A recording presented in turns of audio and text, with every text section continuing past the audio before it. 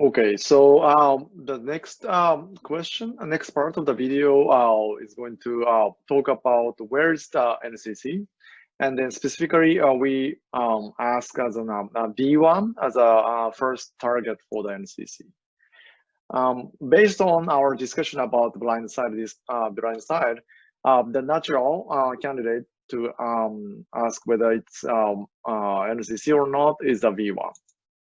Of course, the blind side patients were known for loss of phenomenology, and it's primarily due to the B1 damage. So let's see the evidence for and against it.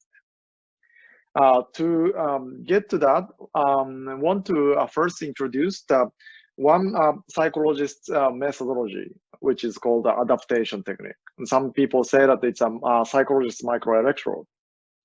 And here's the definition of the after effects or adaptation in Quest for Consciousness glossary.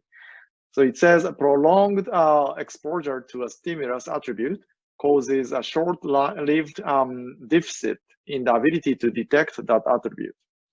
And here it mentions about orientation-dependent after effect, which we'll go into next. And in some cases, the opposite attribute is seen, as in the motion after effect, which again, I'm going to introduce in this lecture, where the observer sees upward motion after being habituated to downward motion, also known as waterfall illusion or color after images. Okay, so after effects are thought to be caused by a recalibration or adaptation of the underlying neurons. So let's see what it means. Adaptation can cause a vivid alteration of conscious phenomenology without changing the stimulus. So this is actually a good definition for the fixed neural correlates of stimulation while varying the neural correlates of consciousness. If the adaptation is caused by specific neurons, then it can be used to argue or infer where in the brain the adaptation is happening. And adaptation can be combined with independent manipulation of consciousness or visibility from other kind of processes, such as attention or report and memory or expectation. So that's very important kind of tools for consciousness study. Okay.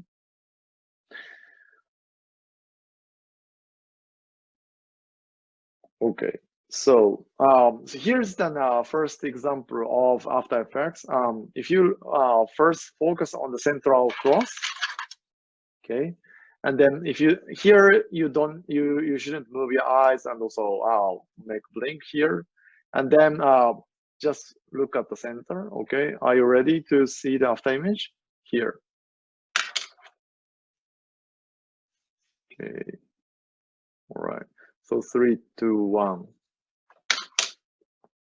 I hope that you see, you saw the image, colored image on each of the, corresponding gray square region. And now probably your after image is completely washed out, so that you can compare, confirm that nothing is there actually. But if I go back and forth like this, then without moving your eyes from the center, you can see that color after image is quite vivid, and then but there is nothing physically presented here in this gray square. Okay, so this is one form of the after effects called after image, negative after image, and this is believed to be caused at the fatigue of the retinal neurons, but there are important studies that we will go into the details in next 2 weeks that shows that it can't be the case. All right, and that it can't be the case that the purely after image is arising from the retina.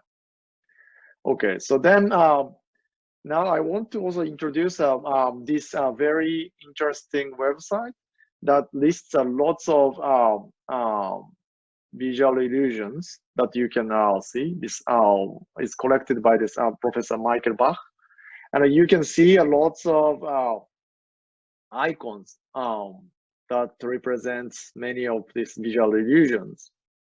And so if you have time, I would encourage you to go through these illusions to learn more about visual illusions and the consciousness.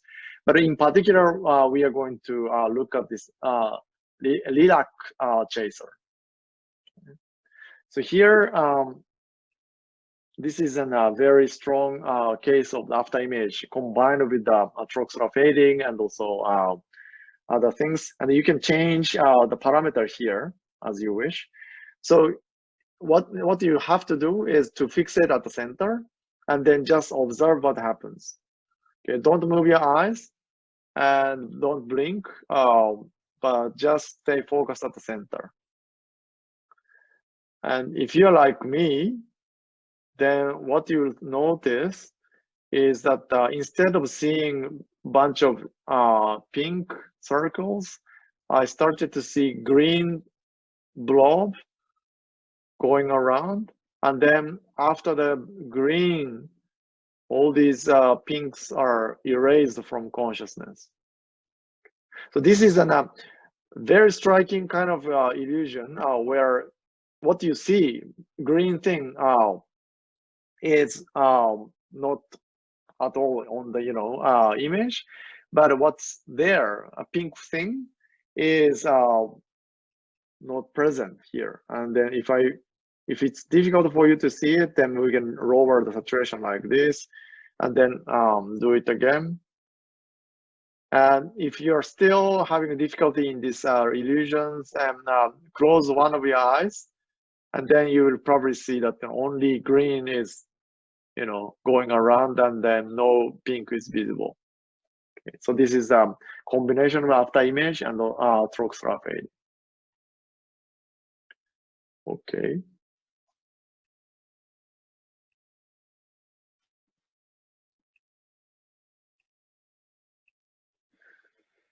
So the next one is another types of the illusion, and this is something that I made by adjusting this stimulus.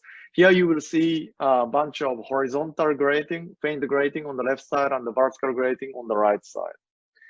And then what you will do, what I'll do is not to ask you to look at the center, okay, center white circle, and then don't blink or move your eyes, and then just stay there, okay? And now I'm alternating between black and white pattern of this grating, so that it is complementary to each other. In this case, the after image should be not generated because of this white and black pattern. Okay, and then usually for this type of the after effects, not the after image, it takes roughly like 30 seconds to 1 minute to make the effect most strong. And then it goes. Let's go to the test image briefly, and then come back to this. Okay. Tell me what you see on the left side and the right side. 3, 2, 1, 0. Okay. One more time. 3, 2, 1, 0. 3, 2, 1, 0. Okay. If it doesn't work, you can try it again by just using class website, Google Slide. But what I hope you to see is that the left side horizontal grating become probably blank, and then vertical ones remain there. And if that works, that means that momentarily your vision sensitivity to the left side of the vision became very blunt on the horizontal grating or lines, and on the other hand, the right side became more sensitive to the vertical grating. So this is the adaptation, and can be explained by the fatigue of the neurons in, for example, B1. As I said in the last week, B1 neurons contain responsibility to the particular orientation. And those neurons that were repeatedly stimulated by this horizontal stimulus should be fatigued, and therefore it can't generate a strong response to the another horizontal stimulus on the left side, whereas the vertical ones were more or less remaining intact. So you see the vertical one on the right side very vividly. Okay, so why I'm talking about all these adaptations, the reason is the following. So orientation dependent adaptation can serve as a probe for conscious experience and considered to occur in V1. And then, as I said, the neurons in the retina and the LGN do not have possibility to generate this after effects. And then the question is, in response to consciousness research, is that do we need to consciously see the adapter during the adaptation? So you may find it's weird, but here's the clever technique for addressing this question. Okay. All right, so if I ask you to stay fixated at the center, cross here, and then without moving eyes, can you see the orientation of the grating from next, second from the rightmost grating, like this one? It's either right tilted or left tilted. And then you can actually see it now at the foveation, and then you see confirming that, oh, this is actually tilted to the right. And then coming back here, and then coming back to the fixation cross, and then see whether you can actually tell the difference. Most likely no. This is called a crowding. If the objects is surrounded by similar object before and after, the visibility of this surrounded pattern becomes lower. So that's the crowding phenomena. And it's not a matter of the eccentricity. So you can see if it's presented in isolation, then now you can fixate on the cross and then tell me that, oh, it's actually tilted to the right. This is very easy. And then again, you do it, then it's, even if you know it, you can't tell, okay? And then the idea of this experiment is to see the difference in the sensitivity for the same orientation, like this, or as adapted orientation, or the different one, like this one. And if the orientation dependent effect exists, then the visibility of the same grating will be lower, or threshold to be higher, and then the different one to be more visible. So this is what they found.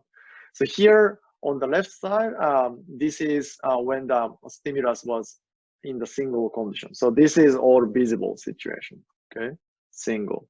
And then the contrast threshold elevation. So that you need 6 times stronger stimulus to see to make a correct discrimination if the direction is on the same, orientation is the same. And if it's different, then there is some kind of enhancement, but it's not as dramatic. And in the case of the crowded situation, regardless of the fact that you didn't see the stimulus, the contrast elevation is observed, like here. And it's slightly lower, but still much significant. And what it means for our purpose is that the crowded and invisible orientation still evokes strong threshold elevation.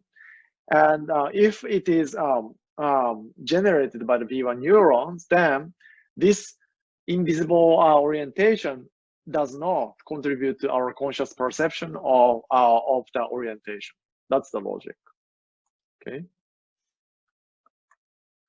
So not only that, Quest for Consciousness, chapter 6 contains several evidence in favor of the V1 as not the site for NCC.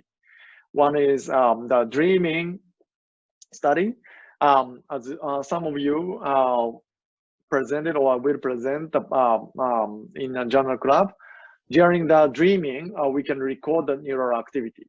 And then the famous example, famous result is that during the REM sleep, where people dream a lot, V1 tends to be suppressed. And whether suppression corresponds to non-conscious is a matter of the debate, but that's one evidence. Secondly, that the V1 neurons property do not follow the property of consciousness. For example, as I mentioned briefly, within layer 4 of the V1, neurons respond only to the input from one eye, but not the other. So the eye of origin information is present in the V1, especially layer 4. However, if you present the stimulus, maybe if you have an access to the virtual reality goggle, you can do it. If you present the stimulus through the right eye or through the left eye, you can't actually make a above chance discrimination. And this can be taken as an evidence that the eye of origin information is not possible to consciously access. Okay, and if the V1 information is something that we can be consciously accessible, then at least this is inconsistent. That's the idea. The another prominent evidence is that V1 neurons, if you record it from there, it shows a very strong influence of the blinks and also eye movements. Every time when you blink, again, it's almost like a psychotic suppression, but start before the blink and after the blink, there is a time of this sensitivity drop. And also, you do not see the word, by default, blank, right? You can actually close eyes for a while and then see, that's how you see.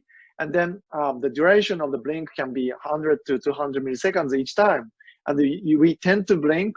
This has an individual difference, but once to twice, maybe 3 times per second. But we don't rarely, perceive the blinks related to blanking.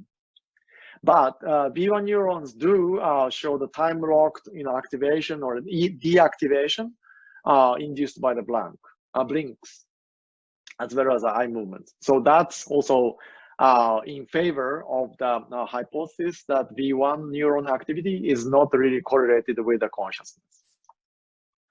And as a result of this thing, and also Crick and Koch in 1995 presented this so-called V1 hypothesis, saying that light comes into the retina and then retina to LGN and V1, but V1 also does not have a direct connection to any of these prefrontal or premotor cortical areas.